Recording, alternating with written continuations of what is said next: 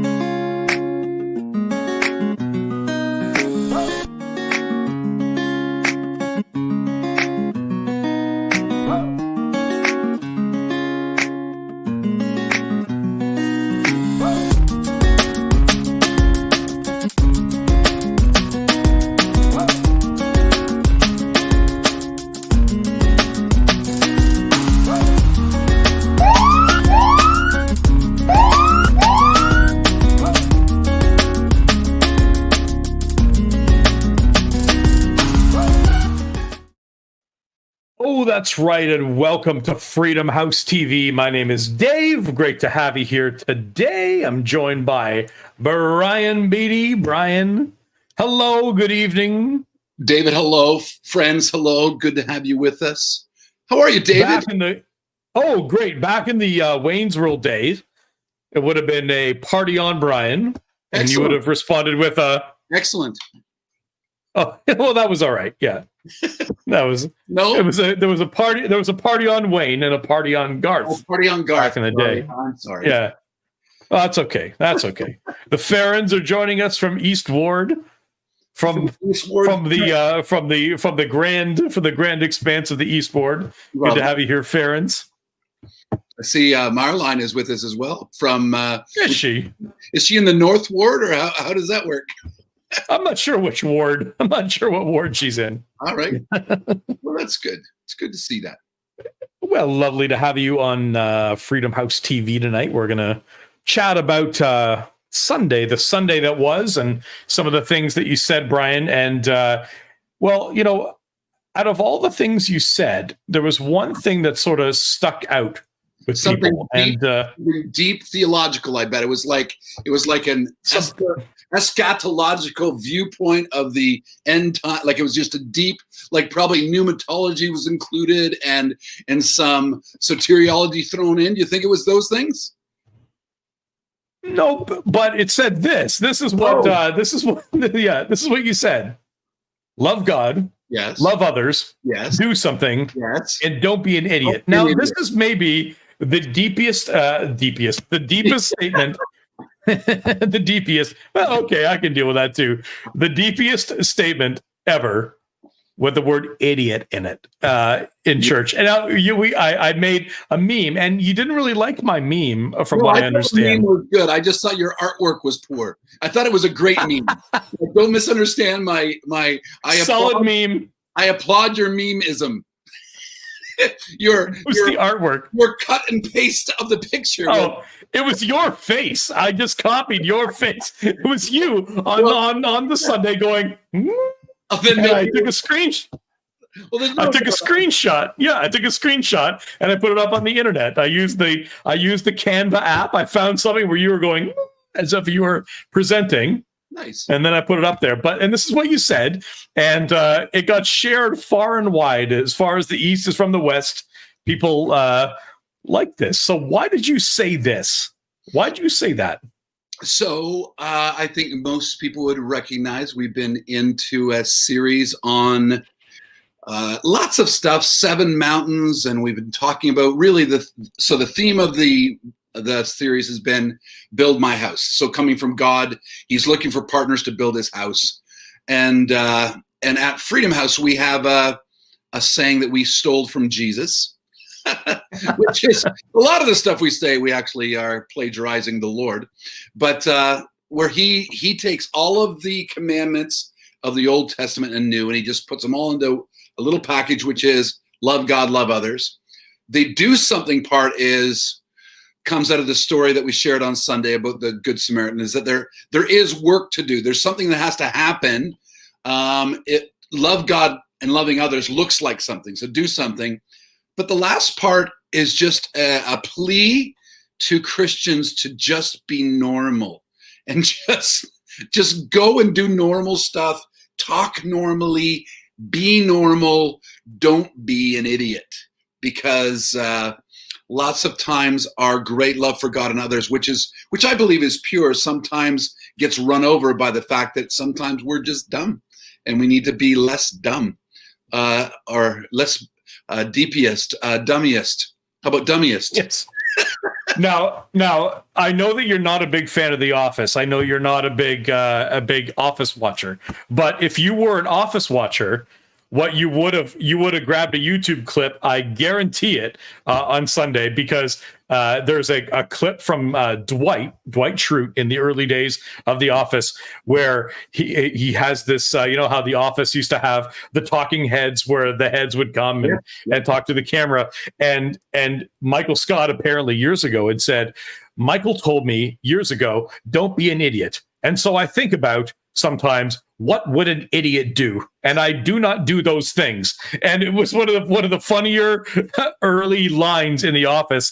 But as you were talking about it, I'm like, this is a Schrute-ism. This is a is that think like about what an sorry, is that like a Costanza do the opposite? Yes, it's very close. It's very close. Exactly. If every idea that you have turns out poorly, then do the opposite. And I have to admit that there are times when I look at Christians and I go, my goodness, I don't want my life to be able to look like that.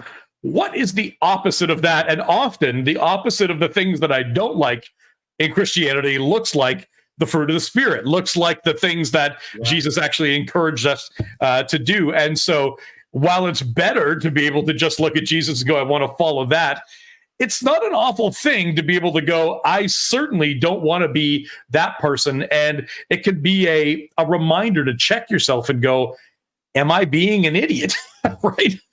And if you take that a little farther, Dave, I agree with what you're saying, that if people did everything I do, what would that look like? Like, Old Testament, like Elijah, Elisha, Elijah's the old prophet, Elisha's the new prophet. Before you go, I want a double portion of what you have. And often when I preach that passage, I'll talk about if people got a double portion of you, what would it look like? Right? Yeah. And it might be worth thinking about that, to go, if I went and replicated myself, would it be better or worse for those around me, right? You quoted Martin Luther King Jr. and said, one day we must come to see that the whole Jericho road must be transformed so that men and women will not be constantly beaten and robbed as they make their journey on life's highway. And that's a transformational mind flip, right? Like, to be able to go, it's not just that one act. And when you share that quote before, I often think about the difference between, in our outreach, between random acts of kindness and intentional acts of kindness. And years ago, you called for a little bit during a series of some description. You started calling it intentional acts of mercy, right? Like, the difference between choosing to do it on purpose to be able to be transformational in it is a whole lot different than, I just see and I'm going to do. Both are super important, right? Yeah. Like, because you can't always foresee the person on that Jericho road. Like, you don't know that's going to happen, but it's not enough to just go, this is happening, to be able to look and go, what caused this problem? And I'm going to begin to go at the root, like the actual systemic root of it is the next level, and it's the game changer. Yeah. So for those that are following, or maybe this is new from Sunday, you weren't there, I used the Good Samaritan story out of Luke 10, because that's how Jesus followed up on love God, love others. He said, let me tell you a story on what this looks like. And he told the story of the Good Samaritan. You can go back and read it. But what Martin Luther King Jr. here is saying is that actually the beginning of the quote that I didn't put up on the screen was, yeah, you can be the Good Samaritan, we all should, but that's not enough. That it needs to go beyond that to actually change our cities. It's like, let's take over the roads and let's make them so people aren't bloody and bruised on them, right? So it's which goes back to what I was saying a few weeks ago, where it's like you're dealing with both the nets and the knots, right? Like the net under the city, but then or an individual knot. So wherever you can grab the vision of that, whatever your gifting is and whatever you can think of, then do it that way. So whether it's the individual person and serving them and loving them and making sure they're okay on the Jericho Road, or it's like, nope, we're gonna build the whole thing and repave it. Yeah. You brought up these folks on Sunday. This is you can tell the age of this photo primarily by the two people in red on the right and the left. The one on the that was the one on the. Go ahead. I was just going to say the one on the right is much more narrow and brown haired as opposed to gray, and the one on the left is way taller than he used to be. But this is the League of Super Kindness, Super Kindness, and this was something that we invented a lot of years ago as a way to be able to expand on just the Captain Kindness message of we need to be thinking about our time and our talent and our treasure, right? Like that's the next level stuff that it's important to be able to go, all right, this is what I think, this is what I believe, but how do I escalate this?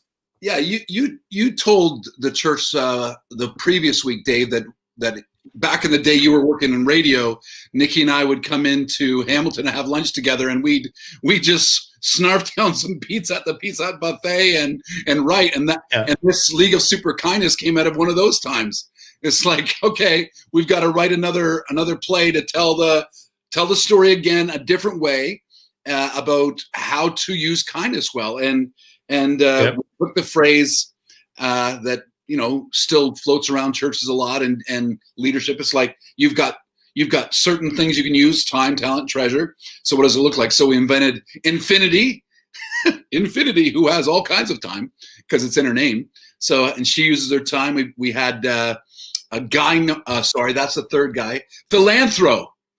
And I hadn't thought of Philanthro for a long time. But it made me laugh as you told the story, because we really honestly did sit.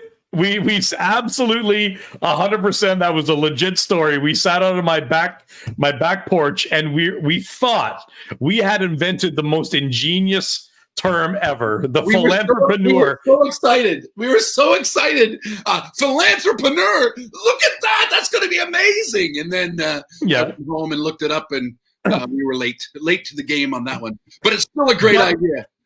And it was a genuine, we thought that we had invented it, right? Like, so we did think about it. We just weren't the first to think about it. And we were on top of the world. But Philanthro, so he's the superhero that he uses his money. He's a philanthropist who raises money on purpose to give it away and make life better. So he uses his treasures. And then Guy Normus was clearly one of my favorite. I got some extra traction out of a big blow-up suit I used to have. And Guy Normus was a guy, normal guy, that just used he was a normal guy, don't be an idiot guy. Like, and his superpower was brooming. I believe it was just an ordinary guy doing ordinary things.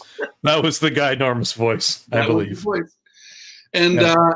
And it actually ended up being quite a thing. We used it for a few years, and every time I think of it, I go, it was really good. We should do that again. But getting people in those suits. In fact, I think one of the suits went AWOL, so that became a challenge.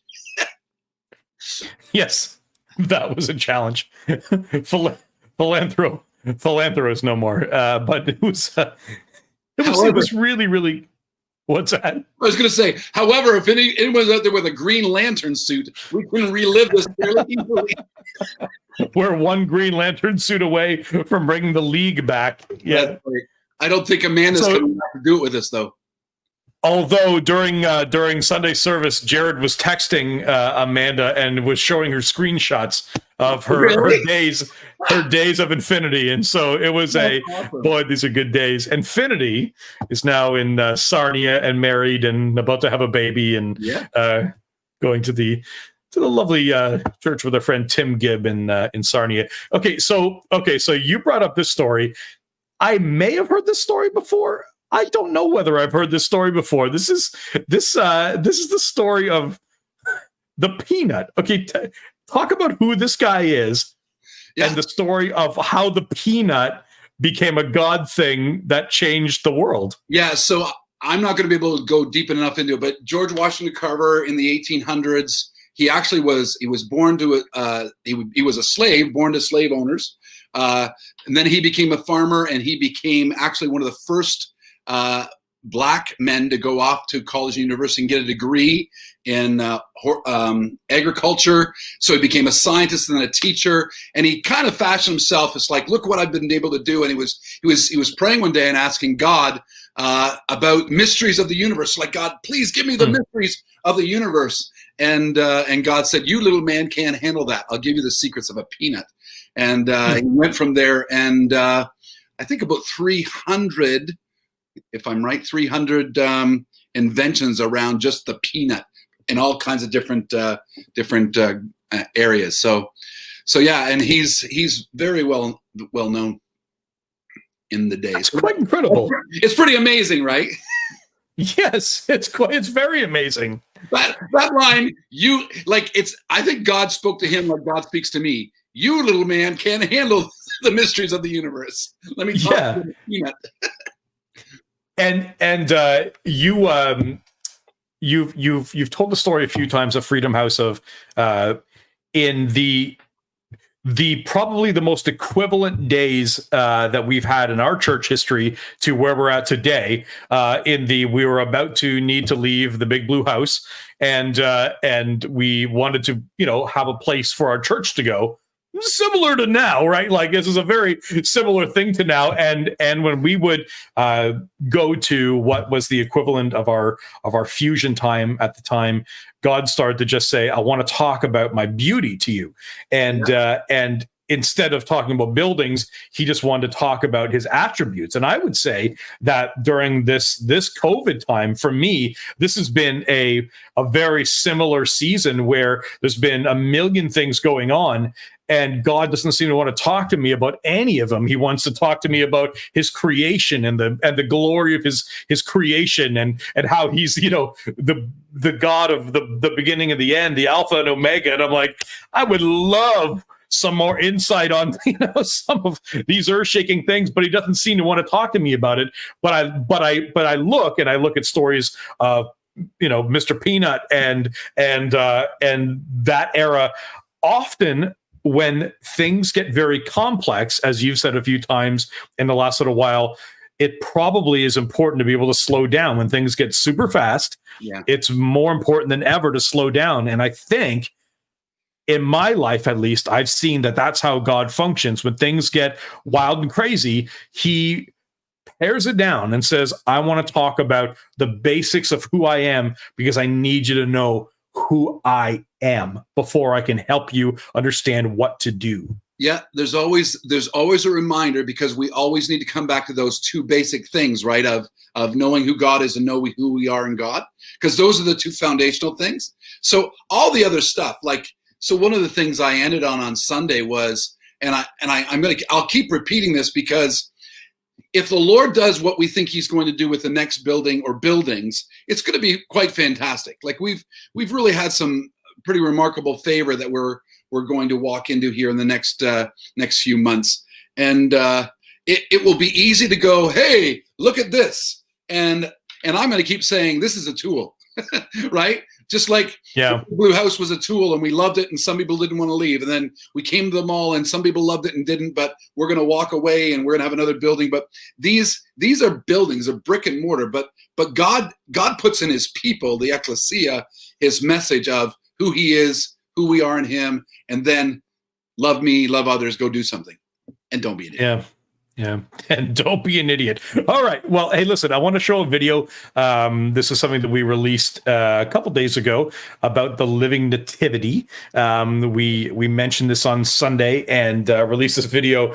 And hundreds and hundreds and hundreds of people have watched this and shared this since we shared it.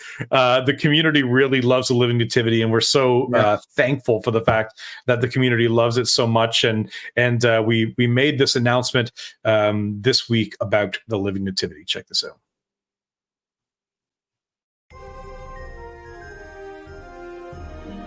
It's the shepherd here. Well, normally around this time, we would be down singing and dancing at Harmony Square. Well, unfortunately, we can't do that this year, but we do have an exciting announcement.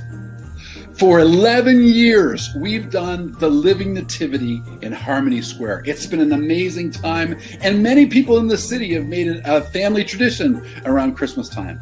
Well, as you know, this Christmas is a little bit different, and we're not able to do the Living Nativity in Harmony Square. But listen, we have a great plan for you. We get to partner this year with friends at Braeside Camp. It's a short drive out of town, just outside of Paris. You're going to love it, and you're going to see me and the shepherds and an angel and other things. It'll be great. Please come. It'll be wonderful. We're very excited to be partnering with the Drive-Thru Nativity out at Braeside Camp. Mark Giancola from Braeside, tell us a bit more. Hi, everyone. All you that are used to seeing the downtown Living Nativity scene, we welcome you to Braeside Camp at 110 East River Road. We're so excited that we can do the nativity scene out here. We're doing a drive-through version of the nativity scene, so you can stay in the comfort of your car, drive around and see all the scenes and enjoy the nativity scene. Hope to see you out to our camp. December 11th and 12th out at Braeside Camp.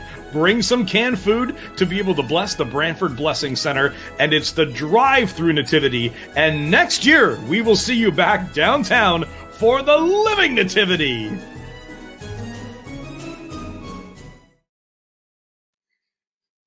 That's right. Wasn't that nice? That was very nice.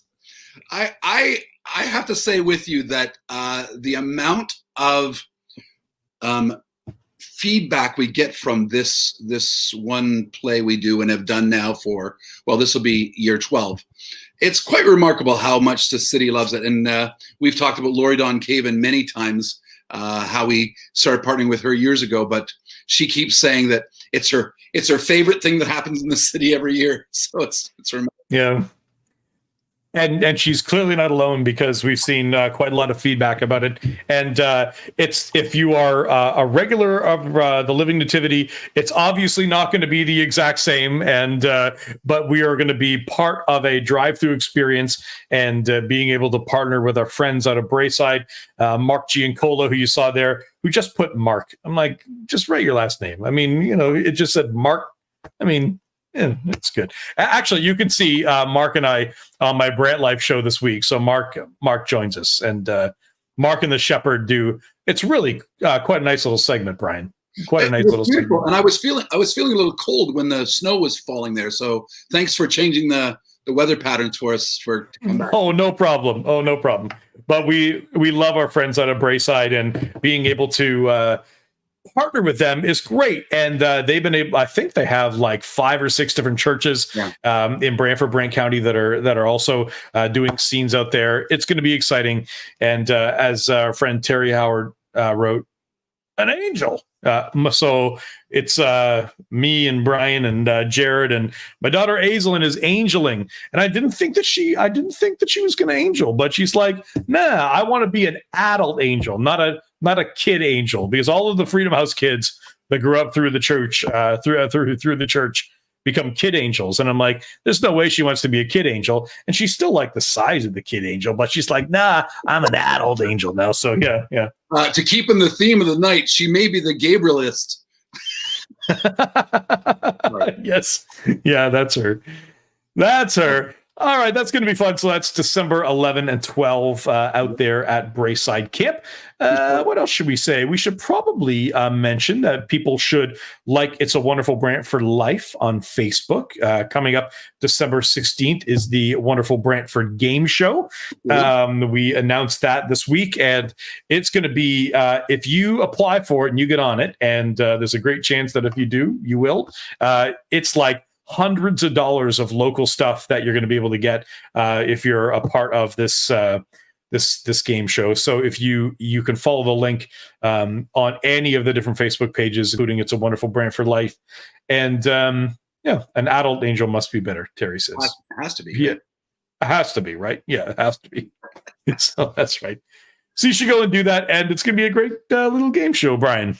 It will be fantastic. I love the feedback we're getting from those in the city that are either heard about it or helping with it, and they've already caught the gist of, hey, we're going to do this, but then we're going to pass it on too. And I've heard that from number of people. So that's good. Wonderful. Yeah, that's great news. That's great news. All right. Well, I'll tell you what. We're going to go now. We're going to go. This was nice, though. It was nice. It was lovely hanging with you, David. Always a pleasure. As always, Brian. As always. And thanks for you, friends. Good to be with you. Yeah, my internet friends. Good night, everybody.